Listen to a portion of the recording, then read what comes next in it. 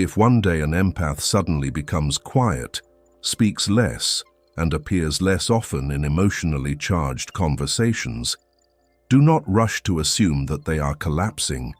In reality, that silence is often the first signal of a decisive turning point within their inner world. Empaths are accustomed to listening, supporting, and maintaining stability for the world around them. They feel the pain of others very quickly, sometimes even faster than they recognize their own emotions.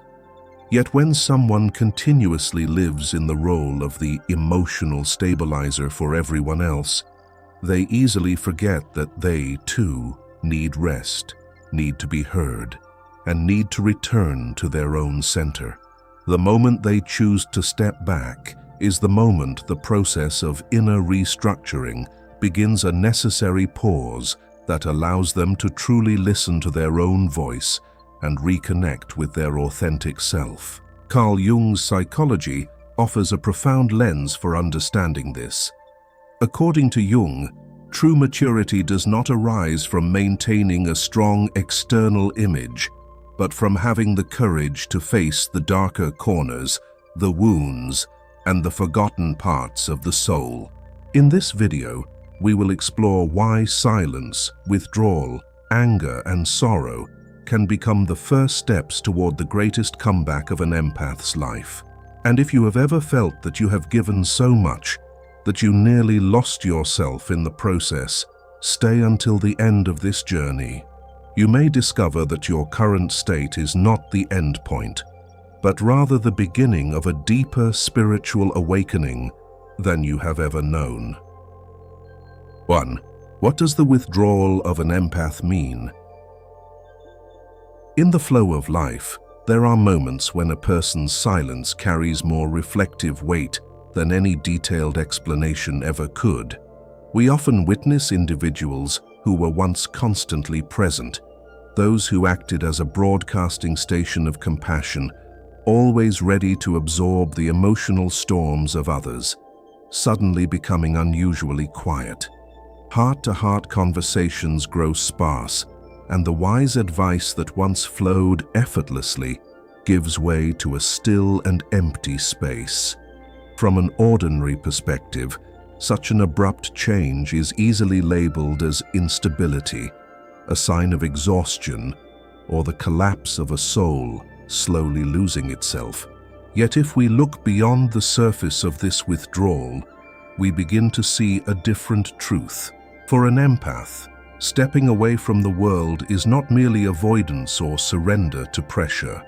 It is an instinctive response of the soul when the psychological system has been forced to contain too many foreign elements, fragments of emotions that were never truly their own for far too long.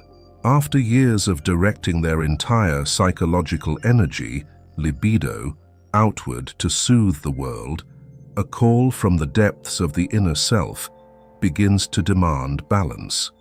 It is precisely at this turning point that the individual begins the journey upstream, returning to their authentic essence.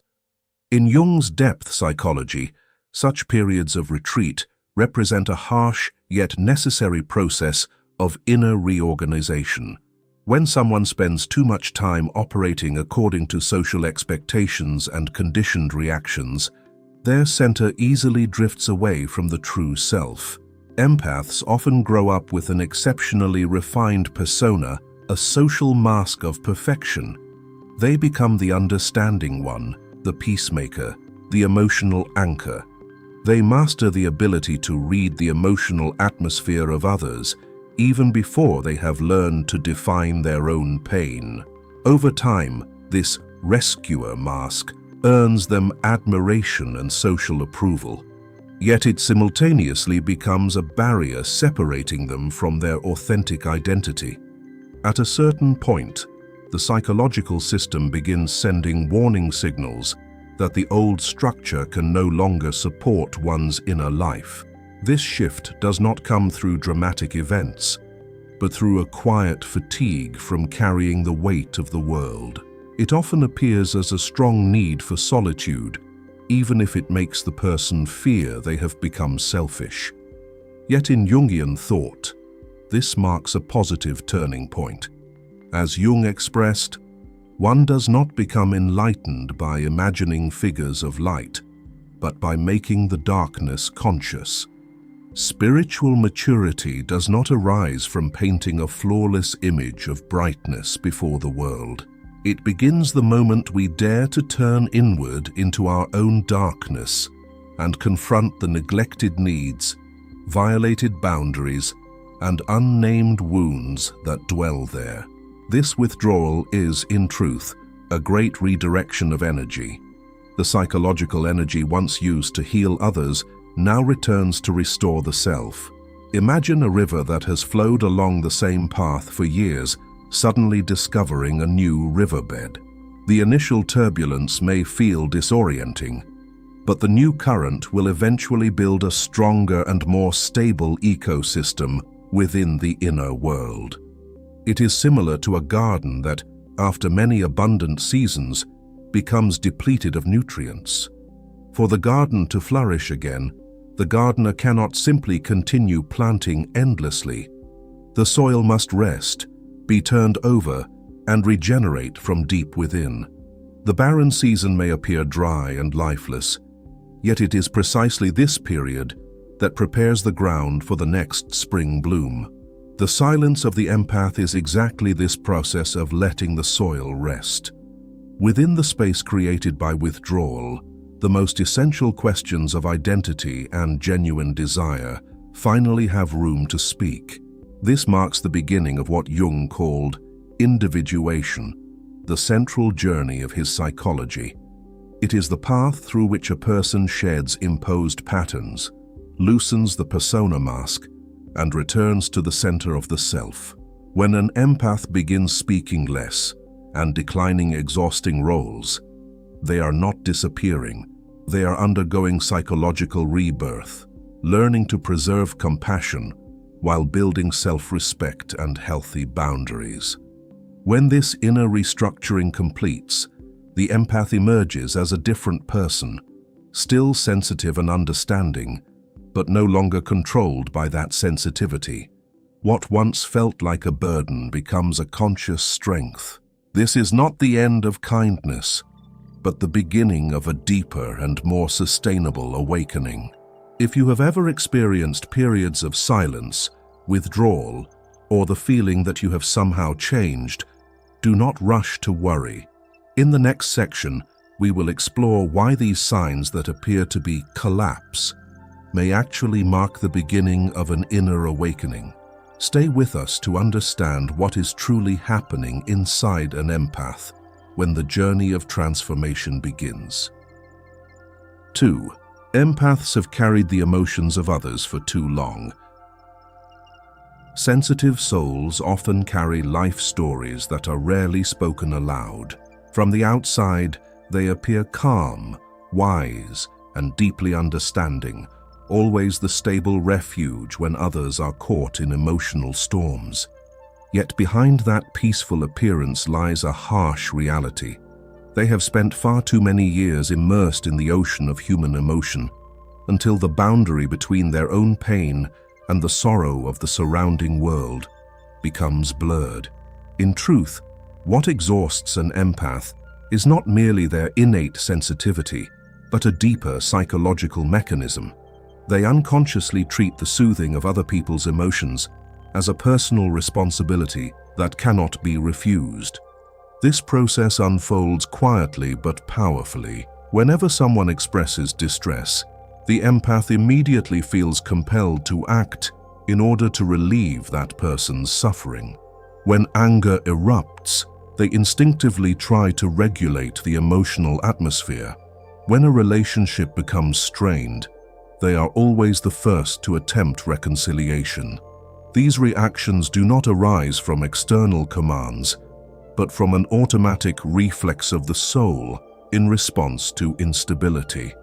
Over time, this mechanism moves beyond simple empathy. The empath begins to process other people's emotions on their behalf, turning themselves into a channel that absorbs negative energy while forgetting to protect their own peace. Within family structures, empaths often unconsciously assume the role of the keeper of harmony. From an early age, they develop the skill of observing the emotional expressions of their parents, predicting rising tensions, and attempting to diffuse them before they erupt.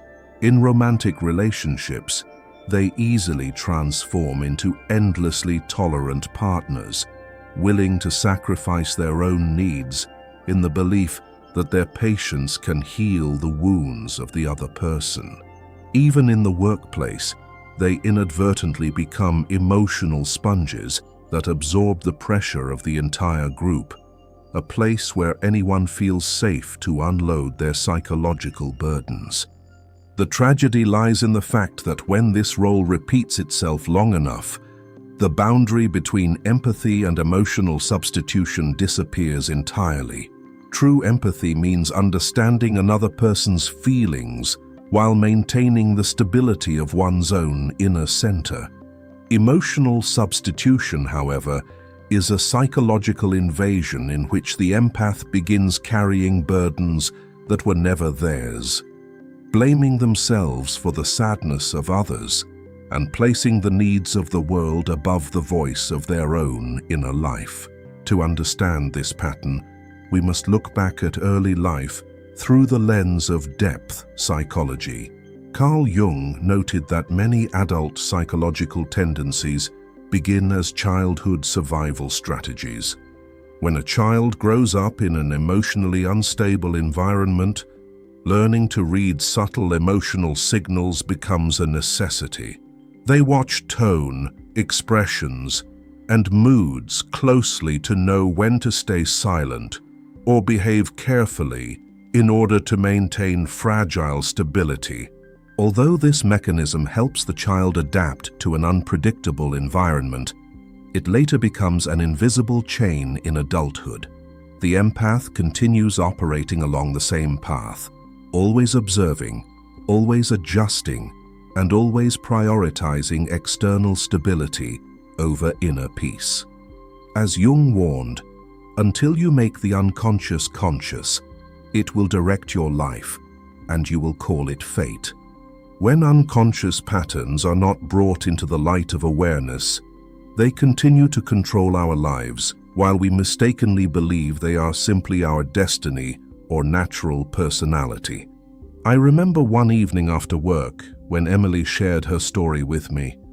To others, she seemed understanding and reliable, with a persona perfectly shaped as a devoted listener. Yet behind the admiration of colleagues and friends was a deep exhaustion. Each time she absorbed someone else's problems, she felt as though she were living through their crisis herself. When she finally faced her past, Emily realized she had played the role of the well-behaved child far too early to soothe her parents' emotions. What once helped her survive childhood had become a rigid psychological pattern, trapping her in the rescuer role. In Jungian terms, when the persona becomes too dominant, personal needs and emotions like anger are pushed into the shadow, creating deep inner imbalance. True awakening begins only when the empath recognizes that understanding does not require possessing another person's pain. They have the right to listen without fixing everything, the right to care without carrying the burden home. When this boundary is established, the psychological energy that once flowed outward finally returns to nourish and heal the self. This marks the beginning of a new stage of courageous maturity, not by becoming cold or selfish, but by relearning the art of balance between compassion and sacred boundaries. Once that balance is restored, the empath is no longer a victim of their own sensitivity. Instead, they become individuals who understand the world with profound depth while standing firmly and peacefully at the center of their own lives. 3. When the empath reaches the breaking point. Empaths often function like an automatic, emotional filtering and processing system for the environment around them. They do not merely listen when others are suffering or step in to regulate conflict when it arises. They also strive to create stability in every space they enter. Their presence, therefore, becomes invaluable in the eyes of the community. Yet one harsh truth that few people truly understand is this: every time they absorb a fragment of someone else's emotion, a portion of their own life force is also depleted. And psychological energy, like all biological resources, is not an infinite supply. At a certain threshold, the empath's once smoothly functioning system begins to reach its limit. They experience a deep exhaustion that no ordinary rest can truly repair. They may no longer feel drawn to long emotional confessions, no longer feel responsible for resolving every conflict, and may even struggle to maintain the mask of the person who is always okay. This often creates confusion, as they cannot understand why the very identity that once defined them suddenly feels impossible to carry. On the surface, this stage is often mistaken for a negative crisis. Others may assume they are becoming selfish or distant. Yet, from the perspective of depth psychology, it signals something very different. When too much psychological energy has been spent on the outside world, the mind must begin a process of self-regulation. The empath's exhaustion is not weakness. It is the final signal that their inner energy has been pushed beyond its limits. Carl Jung's thought gives us a sharp and illuminating guide for understanding this moment. In his reflections on the journey toward consciousness, he affirmed, "There is no coming to consciousness without pain." Human awakening rarely unfolds in a gentle state. It usually begins when the old structure of the ego breaks down because it can no longer uphold reality. When the empath reaches the breaking point, it signals that the old mode of functioning has become obsolete. And it is precisely within that rupture that the possibility of a revolutionary transformation begins to reveal itself. To more vividly understand this burden, think of the image of the Titan Atlas in Greek mythology, the one condemned to carry the heavens upon his shoulders. Atlas, straining beneath the immeasurable weight of the celestial sphere, is the perfect metaphor for the experience of the modern empath. Though they are not carrying the entire planet, they are bearing countless emotional skies belonging to those around them. And like Atlas, they remain trapped in the mistaken belief that if they let go, the whole world of the people they love will collapse. Yet we must soberly recognize one truth: human beings are not immortal titans. The human psyche is a living reality that needs restoration, nourishment, and above all, the opportunity to listen to itself. When the empath reaches the threshold of their limit, it is not a failure in their calling to care. It is the moment when the soul begins to speak, demanding the return of burdens that never truly belonged to the self. During this transitional phase, many empaths experience a deep state of introversion. They withdraw, connect less socially, and spend much of their time in solitude. To the outside world, this can look like isolation or even depression, but from a Jungian perspective, it is an essential redirection of energy. When the flow of energy is no longer scattered outward, it begins to return to the center of the self, to rebuild from within. Imagine a great river that, after many years of being drained to irrigate distant and unfamiliar fields, has run dry in its own riverbed. One day the dried channel forces the water to seek a new course. At first, the shift in direction may cause chaos and desolation, but it is the only possible foundation for restoring the entire ecosystem of the river's basin. The empath's descent inward is much the same.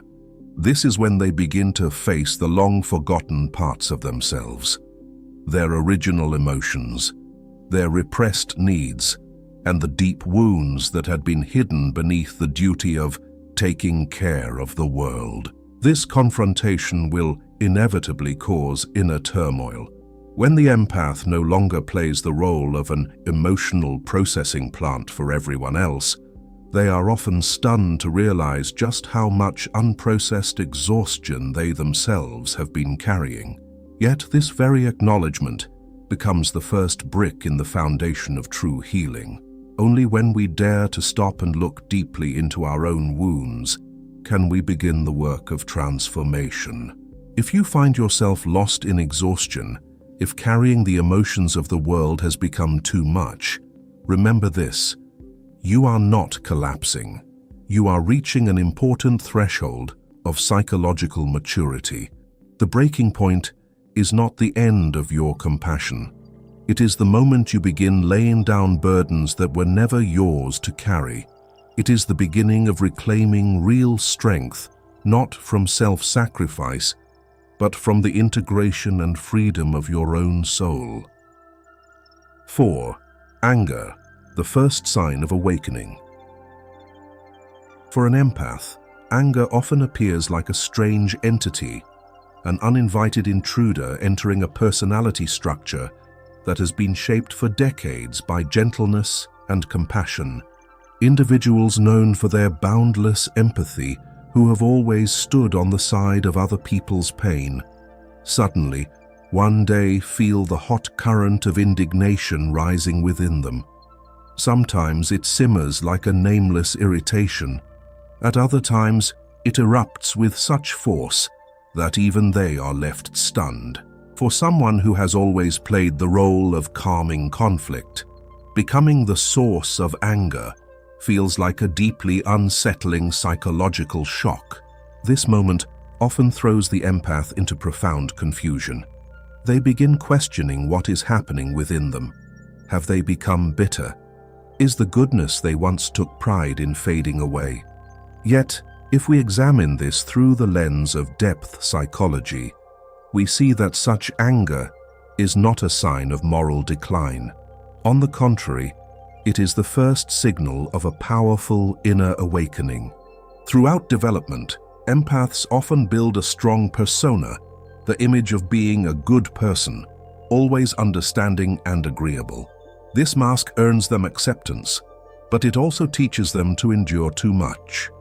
They say it's okay even when their soul is hurting, sacrificing their own peace to maintain harmony in relationships. According to Carl Jung, repressed emotions never disappear. They sink into the unconscious and gather in the shadow, the place where denied instincts and feelings reside. For empaths, this shadow often holds enormous energy because they have long suppressed emotions considered unacceptable, such as anger or dissatisfaction. One of Jung's classic insights illuminates this law clearly. What you resist not only persists, but will grow in size.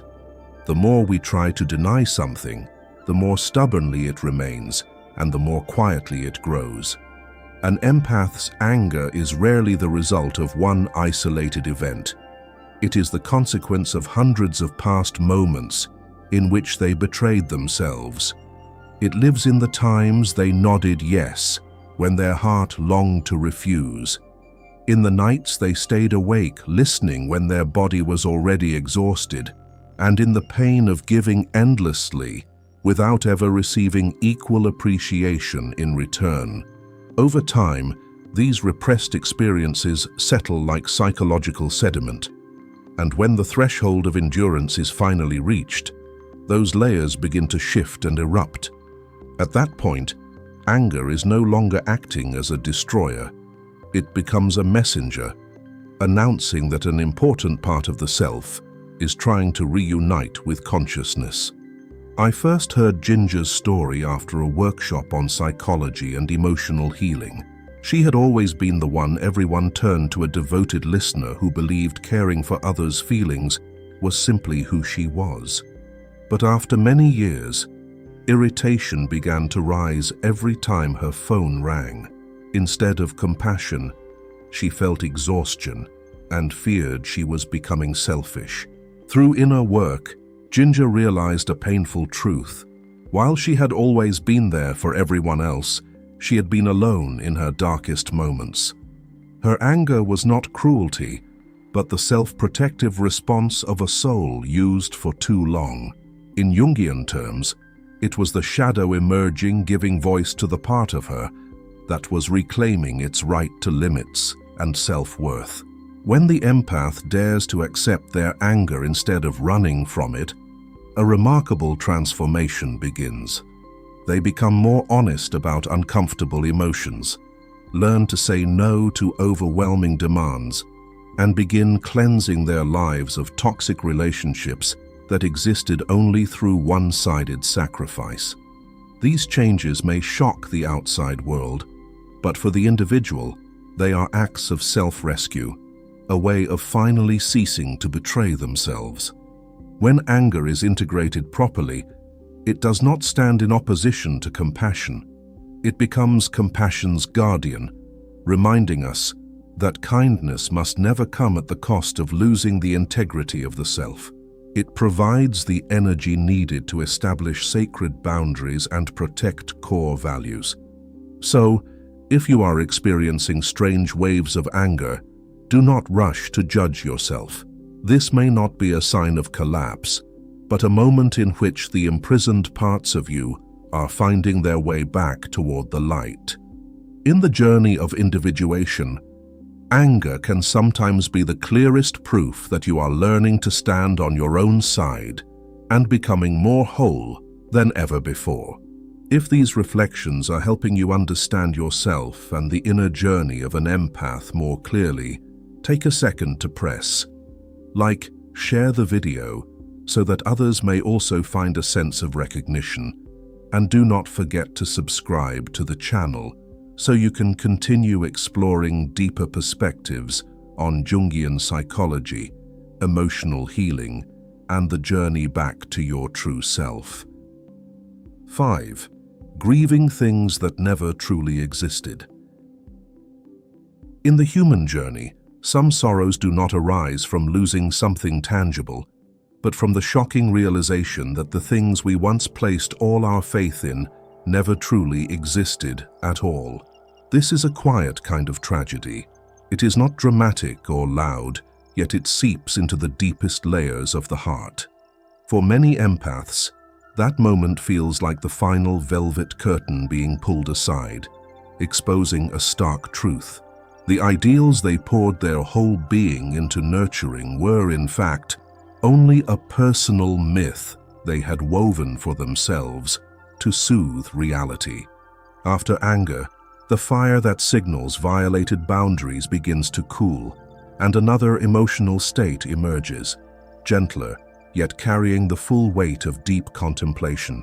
If anger is the signal of resistance, then sorrow is like a still lake, allowing us to see what has been hidden at the bottom of the soul. The empath begins to feel pain, not only because of what has happened, but because of the absence of what should have existed in their life and never did. What is essential here is to distinguish this cleansing sorrow from clinical depression. This is not the collapse of the spirit, but a mourning process with healing power. The individual is not only grieving outer losses, but also grieving the illusions that once served as a source of life, core beliefs that kept them hoping, kept them giving, and kept them patiently waiting for a brighter future. The empath's sorrow often begins with the fracture of an idealized image of family. They realize that the home that should have been a safe refuge was the very place that forced them into premature emotional maturity. Instead of enjoying childhood innocence, they had to learn to read adult emotions in order to survive, often becoming the emotional pillar of the family, while their own need for protection was never met. This disillusionment continues into adult relationships. Empaths may believe that loving deeply and being endlessly patient will eventually bring balance. Yet, with awakened awareness, they often realize those relationships were never truly reciprocal. Many were sustained only by their sacrifice and emotional effort. From the perspective of Jungian psychology, this moment marks the collapse of a psychological illusion. We often construct idealized images of love and connection to cling to meaning in life. But once the process of individuation begins, these illusory structures must break apart to make room for truth. Carl Jung offered a deeply challenging insight here. The most terrifying thing is to accept oneself completely. Facing the naked truth of one's life can feel more terrifying than hiding inside comforting illusions. Yet this painful acceptance is often the key to real healing. For the empath, this sorrow is like rain after oppressive heat, dark at first, but ultimately clearing the air and sharpening vision. It helps them release the illusion that endless sacrifice will change others, or that abandoning themselves will finally earn them the love they deserve. Imagine a devoted gardener caring for a plant for years, believing it will one day bloom into radiant flowers. Then one day, they realize the plant can never bloom by its very nature. The pain is not only disappointment, but grief for all the love and effort poured into the wrong place. Yet in that painful truth lies a quiet liberation. Once the gardener accepts reality, they stop wasting energy on false hope and begin tending to the garden of their own soul. The empath's sorrow is much the same. When they begin to mourn their old illusions, they simultaneously release the need to save the world to prove their worth. They no longer need extreme self-sacrifice to feel worthy of love. And within the space of that letting go, a new emptiness is formed. But this emptiness is not the emptiness of loss. It is the space for a more honest way of living. When they are no longer constantly rushing to repair every fracture around them, the empath finally has the opportunity to hear their own inner voice. They begin asking constructive questions. What truly nourishes my soul, instead of merely draining it? Where does the boundary of self-respect begin? This sorrow, then, is not the end of the journey. It is a necessary rite of passage, a cocoon stage in which the empath leaves behind old stories and enters a more truthful version of life. Once the final illusions are laid down, they are no longer chained by unrealistic expectations. And in the silence after that rain of sorrow, a new possibility begins to sprout. The ability to love the world deeply without ever losing oneself. 6. Signs that transformation has begun. The deepest turning points in the human soul rarely begin with loud aftershocks or sudden decisions. They arrive quietly, like the moment dawn awakens after a long night. At first, they appear only as slender rays on the horizon, so faint they are difficult to notice. And yet, if one watches with patience, the sky gradually changes color, and the light spreads little by little. The psychological transformation of an empath unfolds with this same quiet authority. There is no single breaking point at which they suddenly become an entirely new person. Instead, subtle shifts accumulate over time, signaling that a stronger inner structure is taking shape. After the harsh stages from bursts of anger to the still sorrow of mourning one's illusions, the empath begins to notice a change in the way they exist. What is remarkable is that this transformation does not take away their natural sensitivity. They still feel deeply, still attune themselves to the most subtle vibrations of another person's pain or unease. However, instead of being unconsciously swept away by those emotional storms, a healthy distance begins to form between them and the world around them. Carl Jung left behind a core insight that illuminates this state with precision. Your vision will become clear only when you can look into your own heart. When a person dares to turn inward and truly understand the self, their vision of the world also becomes clearer. At this point, the empath no longer reacts like a passive receiver of emotions. They begin to position themselves as a subject, a being whose own feelings carry value and authority equal to those of anyone else. The first change, and also the clearest sign, lies in their ability to establish boundaries through the word no. In the past, saying no would activate a mechanism of guilt, a constant anxiety that refusal would lead to emotional rupture. But after psychological growth, they gradually understand that boundaries are not selfishness. They are the shield that protects life energy. They come to see that kindness is not measured by the extent of self-sacrifice, but by compassion rooted in self-respect.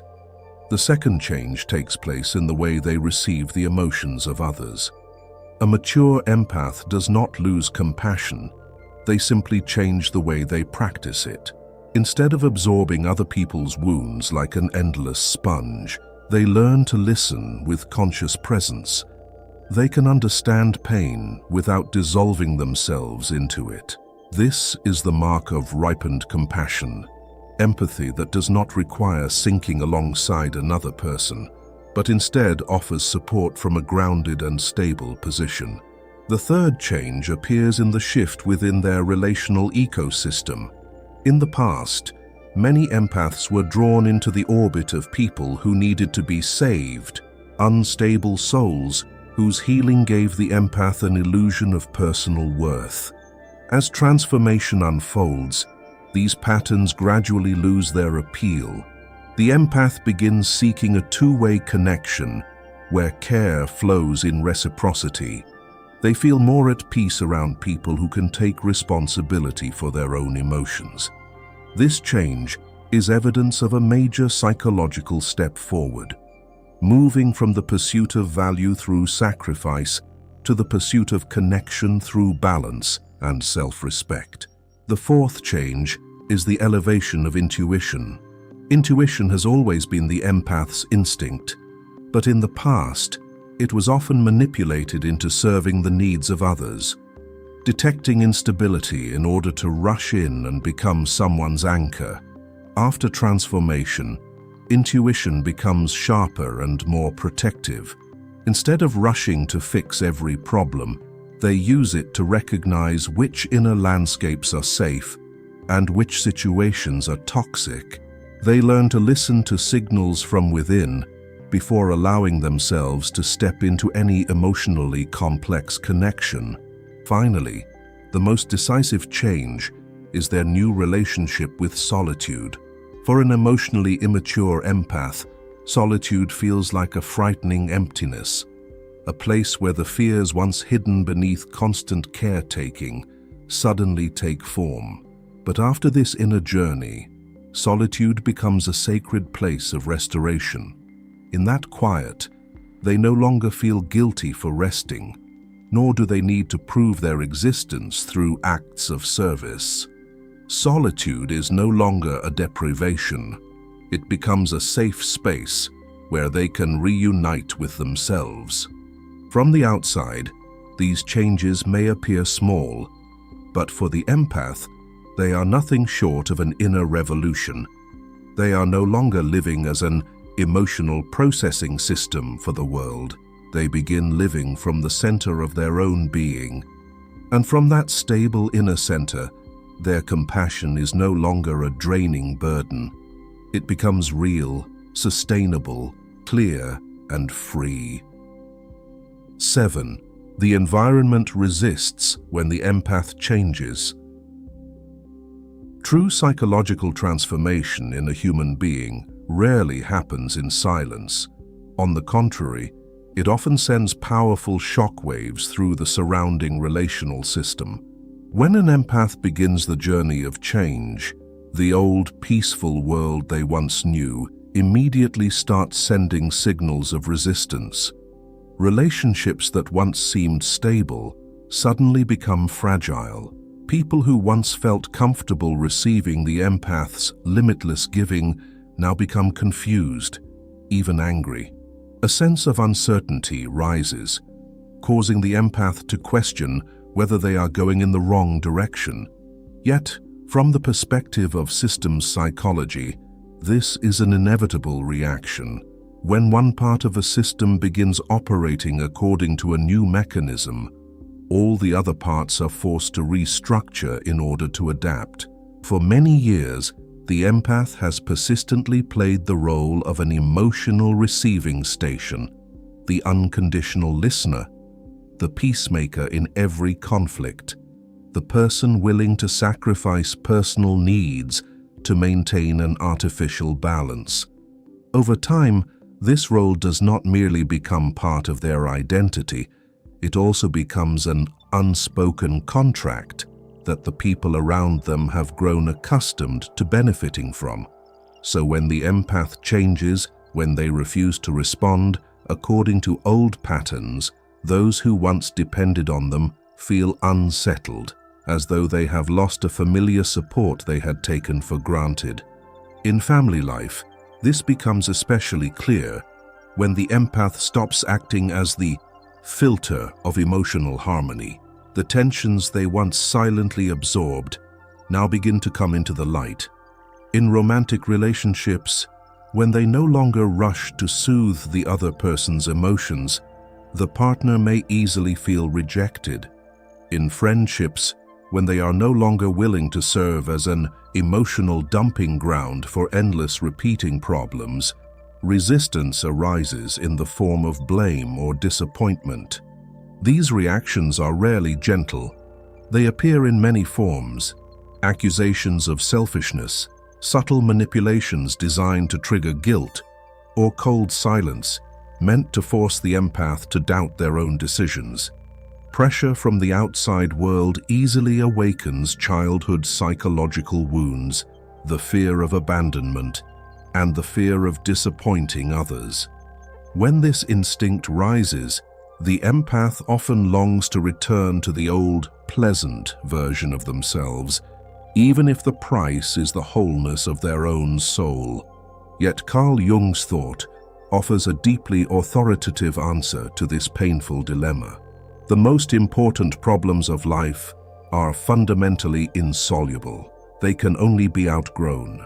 The deepest conflicts of life cannot be resolved by turning back time or returning to the old state. They can only be transcended when a person dares to grow beyond the narrow psychological structure they once lived inside. Establishing boundaries is, in truth, the act of reinforcing the structure of the inner bridge. In the past, the empath allowed everyone to pass through their life without control, blurring the line between self and others. Once they begin rebuilding that bridge with greater strength, those who once benefited from the old path will inevitably complain about the inconvenience. But that resistance does not prove the empath is doing something wrong. It only confirms that the old structure was no longer safe or balanced enough for sustainable growth. This stage requires great resilience. The empath must face doubt from the outside and instability from within. But if they endure with patience, one truth gradually becomes clear: the relationships that truly value them will learn to adapt to who they have become, while the relationships that existed only through one-sided sacrifice will slowly fall away. And although those departures may be painful, they also open up a space of freedom. The empath realizes that peace does not come from pleasing the whole world, but from being honest with oneself. When they stop sacrificing themselves just to keep everything pleasant, they begin creating a life in which compassion is no longer a draining burden, but a harmonious strength. And it is precisely in the resistance of the environment that the empath may find the clearest proof of all. The transformation has truly begun, and they are gradually taking ownership of their own destiny. The next section will help you understand why resistance from the environment is sometimes not a sign that you are wrong, but rather the very evidence that your transformation is truly beginning. Stay until the end to understand what is really happening in the transformation journey of an empath. 8. Psychological sovereignty and a life that belongs to oneself. The ultimate destination of this journey of transformation does not lie in building physical strength or some extraordinary toughness according to the world's dazzling standards, but in something far quieter and deeper, the moment a person truly belongs to themselves. After the storms of confusion, anger, mourning, and the grueling process of inner restructuring, the empath begins to enter a state we may call psychological sovereignty. Here, life energy is no longer worn down by the endless demands of the outside world. Time is no longer controlled by the fear of disappointing others, and personal emotions are no longer used as an invisible tool to maintain balance in every space they enter. This is a fundamental shift because for many years, the empath has lived with a silent yet immense burden, becoming the emotional manager of the entire room. They have become masters of listening to silence, deciphering subtle signals in the eyes of others, and constantly adjusting themselves so as not to trigger negative reactions. They once learned to speak more softly, think more carefully, and at times even shrink their own identity so that those around them would not feel threatened by their presence. However, when the process of transformation reaches maturity, a new order is established. The empath does not lose their sensitivity or their subtle awareness. They still feel the emotional currents moving through the atmosphere.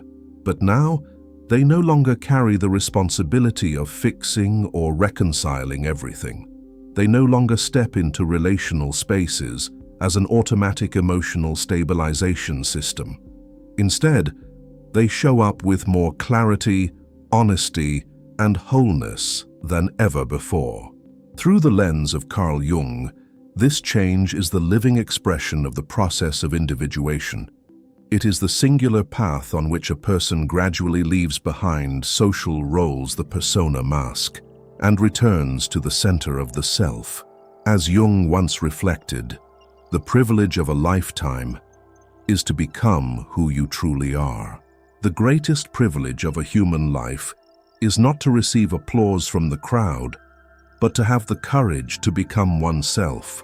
For the empath, this becomes even more essential. They have spent too many years building their self-worth through being useful to others. They were loved for their gentleness and needed for their ability to soothe. Yet if these values are not connected to the inner center, they eventually turn into a form of self-erasure. Psychological sovereignty is truly established only when the empath no longer needs to trade the wholeness of the self in order to preserve relationships. They still love, but they no longer treat love as a duty of one-sided sacrifice. They still listen, but they no longer feel compelled to carry another person's pain as if it were their own. They still feel the world deeply, but that sensitivity is no longer a burden. It has transformed into a form of sharp emotional intelligence.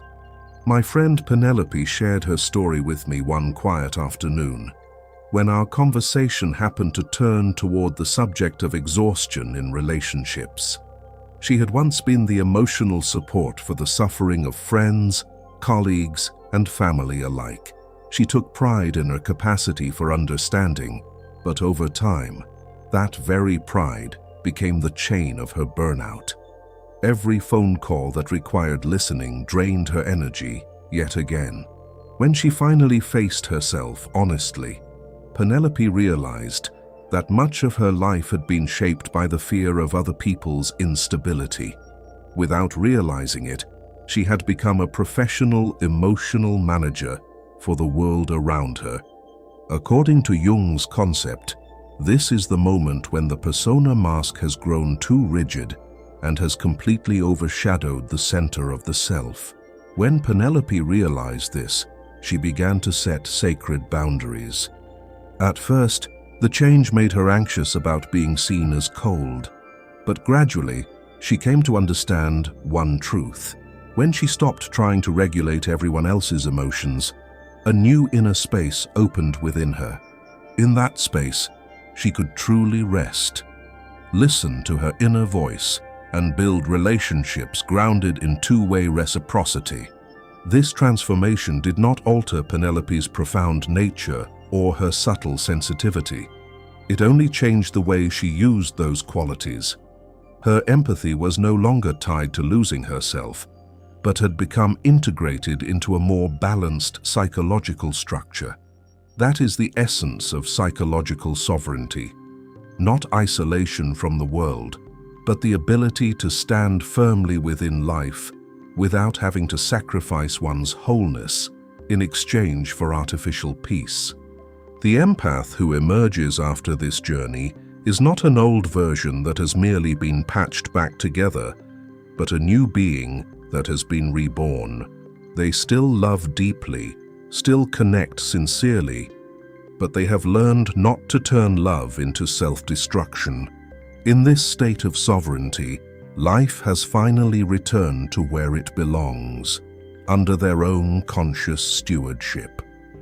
When the empath stops trying to manage the emotions of the entire world around them, they begin to see themselves more clearly.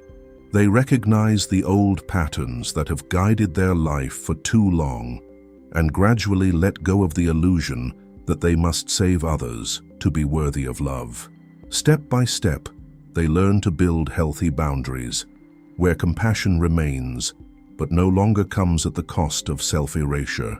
The greatest comeback of the empath does not lie in becoming stronger to continue sacrificing themselves, but in the moment, they finally allow themselves to live as a whole human being.